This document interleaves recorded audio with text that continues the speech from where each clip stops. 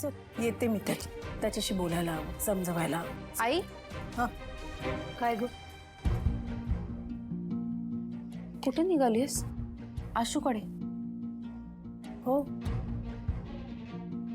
इकडे जर. अगं काय करतेस? तू काय करतेस आई?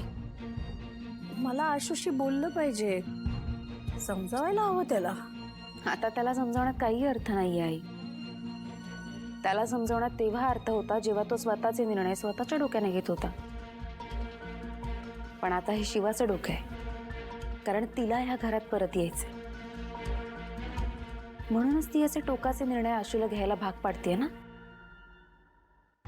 कारण तिला माहितीये आईचं काळीज आहे, कधी ना कधी विरघळणारच. मग आई स्वतःच स्वतःच्या लेकराकडे परत जाणार आणि म्हणणार की बाळा चल आता घरी. मग बाळ पुन्हा आपला हट्ट घेऊन बसणार.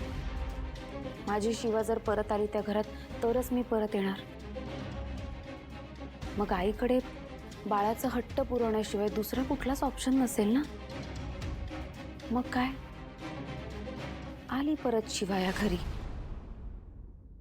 हे बघ आई, म्हणून मी तुला सांगते, थोडी कळ सोस असू, थोडा त्रास सहन कर. आज न उद्या आशूला कळेलच ना तिच्यासोबत असं बाहेर राहणं त्याच्यासाठी किती कठीण आहे. आणि मग आशू स्वतःहून या घरी परत येईल, तेही शिवाय.